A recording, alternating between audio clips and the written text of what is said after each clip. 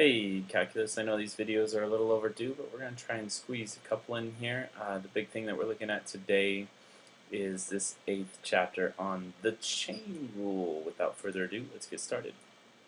So, first page, I have nothing. Let's jump to this page though. So first I'm going to erase some of the stuff we did in class. But the general idea, suppose you were asked to take the derivative of the following. Could you do that? This one, yes. This one, yes. This one, yes. Why? There's something that all three of these have in common. The algebra, in simplifying each of these, algebra, is just expand by multiplying.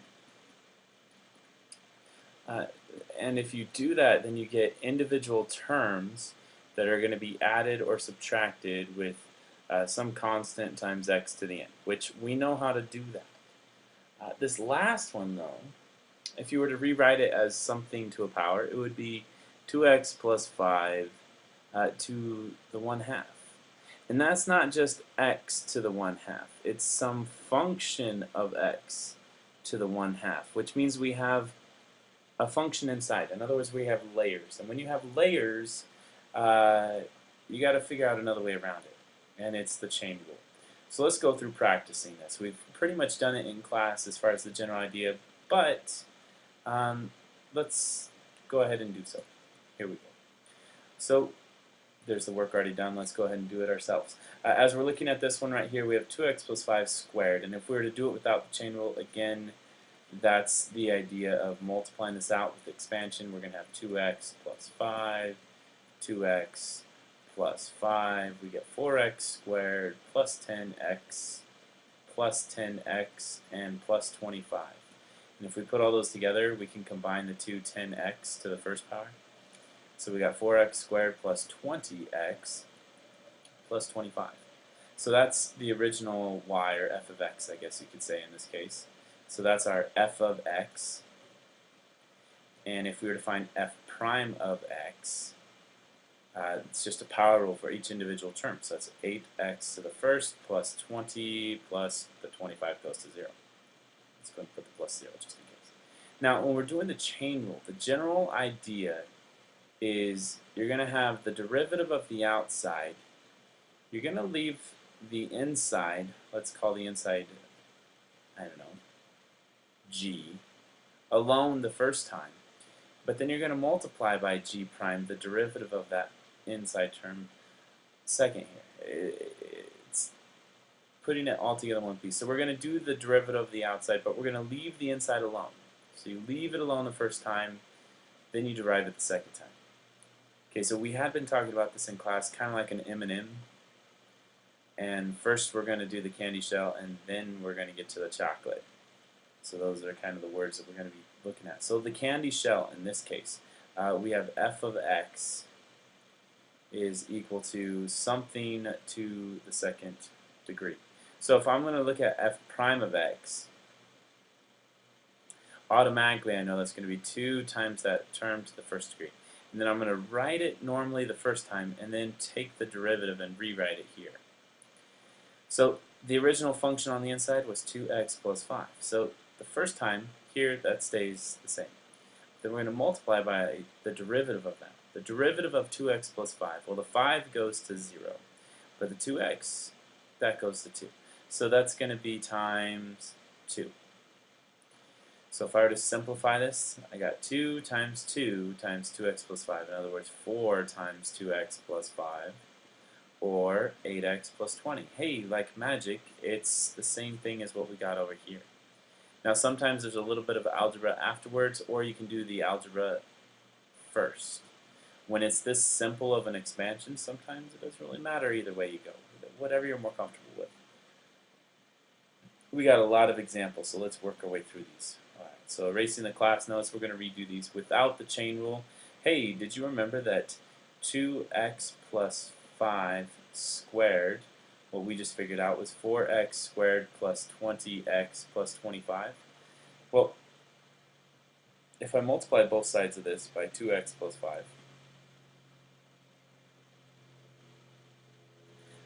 then I get 2x plus 5 cubed. So let's just do that. We've already done half the multiplication. Now we're just going to do the second half. So we have 2x plus 5 times 4x squared plus 20x plus 25. This will give us 8x cubed plus 40x plus 50. 40x squared, and this is 50x. And then down here we're going to have 20x squared, then 20 times 5 is going to be 100x, 25 times 5 is 125. Okay, putting all this together, we got 8x cubed plus 60x squared plus 150x plus 125. Alright, let's look at these pieces. That's our f of x. What we're really looking at is f prime of x, which is going to wind up being 24x squared plus 120x to the first plus 150, and then the 125 goes to 0. Now, if I were to do this with a chain rule, it kind of simplifies it. So I'm going to look at the outside and just take care of that first, because the f of x, if you were to think of it, we have 2x plus 5. Pardon me, 2x plus 5 cubed. So we're taking the derivative first of just the candy shell outside, the outside piece of the M&M, 3 times something squared. Then we'll rewrite the piece here, 2x plus 5, and then take the derivative of that and multiply it as a product. So that's going to be times 2. Now if I were to simplify this, we got a lot going on here. This is 2 times 3, so that's going to be a 6, times 2x plus 5 squared, which, wait a second, we've done that before. It's 4x squared plus 20x plus 25. Now if I were to simplify this even more, I would get 24x squared plus 120x plus 150, which is the same as what I got the other way. So both ways work. One might be simpler than the other. It's really not that hard to do either way at this point. But as the functions become more complex, higher degree power, and so on, that's when it gets a little bit harder to do. For example, this. Oh my goodness, to the power of 10, that's a lot. Why don't we just use chain rule? Well, then that means f prime of x is going to equal, we're going to drop that 10 out front and subtract 1 from the power. So we got 10 times that term to the 9. We rewrite the term the first time. We're only dissolving the candy shell. We're not going to get to the chocolate yet. But then we multiply by the derivative of that chocolate, which in this case is 2. I'm not going to simplify any more than that, because I'm not going to multiply something out to the 9th power. You could combine this 10 and 2 and say it's 20 times 2x plus 5 to the 9th. But that's fine how we have it. This next one, let's do a little bit of extra algebra here to prep it, because square root is not comfortable for me. I want something to the end, because I know how to deal with a power. That's our primary rule. Everything goes back to that. This is going to be 2x plus 5 to the 1/2. So then when I take the derivative, f prime of x, we're going to have 1/2 drop out to the front, times 2x plus 5. And this time we subtract 1 from that power. 1/2 minus 1 is negative 1/2. Now again, we're going to multiply by the derivative of the inside, which is 2. Okay, so a couple of things that we could simplify pretty quickly here. We know so the 1/2 and the 2 do simplify. This negative power means it drops to the denominator. So this would be 1 over 2x plus 5 to the 1/2 power, or square rooted. Now once we had it up here, this would be like a free response type answer. But if you wanted to do the multiple choice answer, this is the simplification you would have had to gone for. Okay, example 5. Let's keep moving here. Clear annotations. Okay, y equals 4x minus 3. Now you're thinking, I got a high and I got a low, and I could do the low d high minus high d low. I can do the quotient rule. Or I could change this. This could become 4x minus 3 to a power. Now I have a layered function with a function inside and I got a power outside. I can do the chain rule with that. So y prime in this case would be negative 1 times this term to the negative 2. So negative 2 because I subtract 1 from that power. The inside is originally 4x minus 3. After I take the derivative, it's going to be 4. Now if we were to simplify this, we got 4 times negative 1 outside, so that's negative 4. This 4x minus 3 squared would go on the bottom because it's a negative power. So we'll have 4x minus 3 to the power of 2 in the denominator. Let's look at this next one. Again, we're just kind of cruising along here. Simple power rules, looking at the inside, looking at the outside. Not a whole lot to think about. So we got 3x squared minus 2x plus 1 cubed.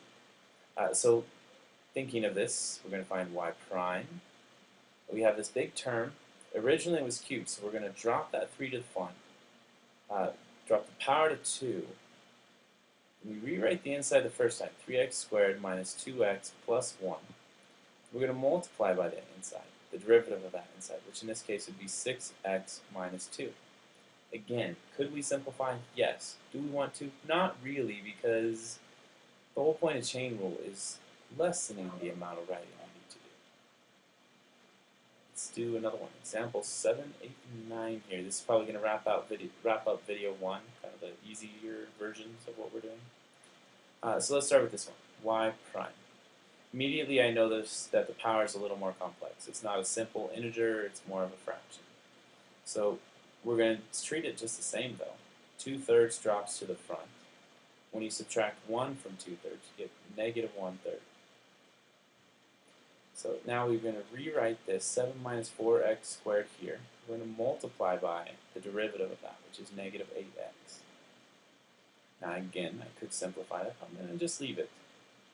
We practice enough algebra in class, and you guys can practice your simplifying as well.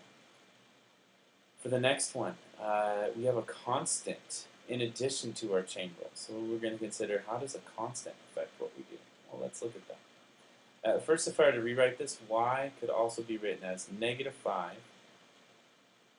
times this term to the 1/2. And this inside group here is x squared minus 4x plus 1. Y prime then, that constant multiple rule, the constant multiple is just kind of tagging along there. You can factor it out and bring it back in. And now we're going to do the chain rule for this other half of the function.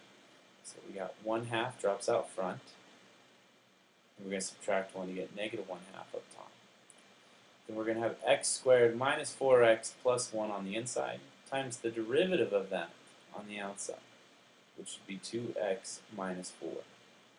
Again, could I simplify? Yeah. Do I really want to? No. Why? I want less work, not more. So that would be my free response type answer. For this last one here, again, it's going to require some prepping by rewriting it as the constant times the term to a power. So the constant is going to be that negative 2. But this time we're going to have this term to the negative 1/4 power. That's the same thing as the 4th root. It's negative because it was in the denominator. This right here is 6x minus 1. So remember that constant, in this case negative 2, just kind of tags along. So that negative 2 sits out front. Now we're going to do the chain rule with the other piece. Negative 1/4 drops to the front. Then we multiply by 6x minus 1 to the negative 3/4 power. Oh, that's not right. Not negative 3/4, negative 5/4. How am I getting that number? Well, I'm just subtracting 1 from the power up here. So I got negative 5/4. Now we're going to multiply by the derivative of the inside. In this case, 6. Again, no additional simplification needed. Okay, we're going to stop the first video here. I know it's kind of short, but hey, that's kind of nice. But that's just part 1. That's without all the combinations, like the product and quotient rule and such. So I'm going to stop it here, and we'll see you in the next piece of this video.